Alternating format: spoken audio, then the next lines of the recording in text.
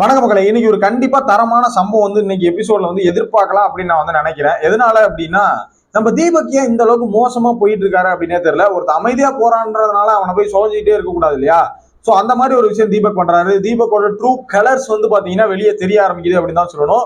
என்ன தம்பி சொல்றீங்க அப்படின்னு கேக்குறீங்களா? நம்ம தீபக் வந்து பாத்தீங்கன்னா ஸ்கூல் டாஸ்க்னு ஒன்று வந்து நடந்துகிட்டு இருக்கு. இந்த ஸ்கூல் டாஸ்க்ல நீங்க பாத்துருப்பீங்க, முதல் ப்ரோமோல எல்லாரையும் வந்து சொல்லுங்க, டீச்சர்ஸ் பத்தி சொல்லுங்க அப்படின்னு சொல்றாங்க. பட் இந்த ஸ்கூல் டாஸ்க்ல ஸ்டூடெண்ட்ன்ற ஒரு கேரக்டர் இல்லாம, அவங்களுக்கு கொடுக்கப்பட்ட ஒரு கேரக்டர் இல்லாம, இந்த தடவை வந்து பிக் பாஸே நீங்க இப்படிதான் பண்ணணும்ன்ற ஒரு கேரக்டர் வந்து கொடுத்துட்டாங்க. ஒருத்தர் வந்து படிக்காத மக்கள் அந்த மாதிரி ஒரு கேரக்டர் கொடுத்துட்டாங்க. சோ இது எல்லாத்தையும் தாண்டி தீபக் தன்னுக்குள்ள இருக்கிற ஒரிஜினல் தீபக் வந்து வெளியே கொண்டுட்டு வராரு. அதை கொண்டுட்டு வந்துட்டு அவர் மத்தவங்களை வந்து குறை சொல்றங்கிற பேர்ல கார்னர் பண்ணி பண்றது வந்து கொஞ்சம் ஒரு மாதிரி இரிட்டேட்டிங்கா இருக்கு மக்களே அப்படின்னு தான் சொல்லணும். தீபக் வந்து பாத்தீங்கன்னா சிவகுமாரை பயங்கரமா கார்னர் பண்றாரு. ஏன் கார்னர் பண்றாரு, எதுக்கு கார்னர் பண்றாருன்னு எனக்கு தெரியல. உங்களுக்கு தெரிஞ்சா கமெண்ட்ல போட்டு விடுங்க. நாமினேஷன் எதுவும் பண்ணாரா என்னன்னு தெரியல. தீபக் அண்ணா தான் சொல்லி இருந்தாரு. பட் இப்ப ரெண்டு பேரும் வந்து பாத்தீங்கன்னா ஆடு புலி மாதிரி அடிச்சுக்கிட்டு நிக்கிற அளவுக்கு வந்து பாத்தீங்கன்னா போயிட்டு இருக்காங்க. இந்த காலையில வந்து பாத்தீங்கன்னா இந்த நாமினேஷன் டாஸ்க்ல சிவகுமார் வந்து அந்த செக்யூரிட்டி இதை வந்து கரெக்டா பண்ணல, அந்த வேர்ட்மேன் இதை வந்து கரெக்டா பண்ணல அப்படின்னு சொல்லி ஒரு பஞ்சாயத்தை வந்து தீபக் வந்து ஸ்டார்ட் பண்றாரு. அதாவது சொல்றாரு, நீங்க வந்து சரியா பண்ணணும். அதே மாதிரி ஸ்டூடெண்ட்ஸ் வந்து பாத்தீங்கன்னா வா போன்லாம் கூப்பிடுறீங்க, அப்படிலாம் கூப்பிடக்கூடாது அப்படிங்க. நீ எல்லாம் வந்து 90களில் படிச்சால தானே நீ. இப்போ வந்து 2K ஸ்கூல் எதுவும் நடத்துறீங்களா என்னன்னு தெரியல. ஒருவேளை 2K ஸ்கூல்ல இப்படி இருக்குமான்னு தெரியல. சும்மா காரணம் சொல்றதுக்கு அவன்லாம் சொல்லக்கூடாது. வாப்போன்னு சொன்னதுக்கெல்லாம் எங்கெல்லாம் விரட்டி அடிச்சிருக்காங்க, அதெல்லாம் எங்க போய் சொல்றது அப்படிங்கிற மாதிரி தான் இருக்கு. ஸோ தீபக் வேணும்னே வந்து பாத்தீங்கன்னா சிவகுமாரை கார்னர் பண்றாரு. சிவகுமார் இப்போ திருப்பி அடிக்கக்கூடிய ஒரு டிஃபென்ஸ்ல இருந்து அட்டாக் மோடுக்கு வந்து மாறிக்கிட்டு இருக்காரு. ஸோ அதெல்லாம் வந்து பாத்தீங்கன்னா ரஞ்சித் சொல்லிட்டே இருக்காரு, என்னால பொறுத்துக்க முடியல சார் அப்படின்லாம்.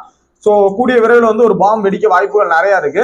இரண்டாவது இந்த இடத்துல வந்து இன்னொரு ஆளை வந்து நான் முக்கியமா மென்ஷன் பண்ணி ஆகணும். நம்ம ஆர்ஜே ஆனந்தி சிவகுமார் மேல என்ன பிளேம் பண்ண விரும்புறாங்கன்னு தெரியல. பட் என்னோட தாட்டுக்கு அது புரியுது, உங்களுக்கு எப்படி புரியுதுன்னு தெரியல. என்னோட தாட்டுக்கு இது இப்படி, என்னோட பெர்ஸ்பெக்டிவ்ல இப்படி புரியுது. என்னன்னா, நைட்ல இருந்து வந்து பாத்தீங்கன்னா வார்டன் வந்து உள்ள இப்படி எட்டி பாக்குறாரு, உள்ள எட்டி பாக்குறாரு, ஒரு மாதிரி சேஃப் இல்லாத மாதிரி ஃபீல் ஆகுது அப்படின்னு நான் போய் பிரின்சிபல்ட்ட சொன்னேன். அப்படிங்கிறத ஒரு மாதிரி பதிய வைக்கிறாங்களா என்னன்னு தெரியல. ஒருவேளை இது இந்த டாஸ்க்குக்காக சொல்றாங்களா இல்ல உண்மையே அதை வந்து பதிய வைக்கிறாங்களா அப்படின்னு வந்து எனக்கு புரியல.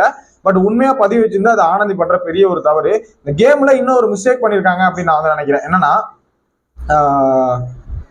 கேம் கொடுத்தப்பவே, இந்த டாஸ்க் கொடுத்தப்பவே பெண்கள் வீட்டுக்கு பெண்கள்ல இருந்து டீச்சர்ஸ்ல இருந்து ஒரு ஆளை வார்டனா போட்டு விட்டுருக்கலாம். ஆண்கள் வீட்டுக்கு வந்து இவரை வார்டனா போட்டு விட்டுருக்கலாம். பிடி சார் வார்டன் போட்ட மாதிரி பெண்கள் வீட்டுக்கு இதை போட்டுருக்கலாம். இவரு அது யாரு, தீபக், அதாவது சிவகுமார் அங்க போய் பாக்குறதுமே தப்பு தான். சிவகுமார் அங்க போய் பாக்குறதுமே தப்பு தான். கேர்ள்ஸ் ஹாஸ்டல் உள்ளே போக கூடாது. பட் இவர் போனதுனால அந்த மாதிரி ஒரு கார்டு சொல்றது வந்து அப்படின்னு கரெக்டா என்னன்னு தெரியல. அது வந்து மீன் பண்ணி சொல்லிருக்கலாம், இது மாதிரி பண்ணக்கூடாது, நீங்க அந்த ஹாஸ்டலுக்குள்ளே வரக்கூடாதுன்னு சொல்லியிருக்கலாம். பட் அப்படி பேசிருக்க கூடாது அப்படின்னு நான் நினைக்கிறேன். இதை பத்தி உங்களோட கருத்துக்கள் என்ன? தீபக் ஏன் சிவகுமார் மேல இவ்வளவு காண்டா இருக்காருங்கிறத பத்தி உங்களோட கருத்துக்களை கமெண்ட்ல போட்டு விடுங்க. இது ஒரு மேட்டர்னு சொல்லிட்டு இருக்கேன்னா வேற கண்டென்ட் இல்ல தலைவரே, வேற கண்டென்ட் இல்ல, என்ன பண்றது? அதனாலதான் மறக்காம லைக்க போட்டுட்டு சேனலை சப்ஸ்கிரைப் பண்ணிக்கோங்க. நெக்ஸ்ட் வீடியோல மீட் பண்றேன். தேங்க்ஸ் ஃபார் வாட்சிங். பாய்.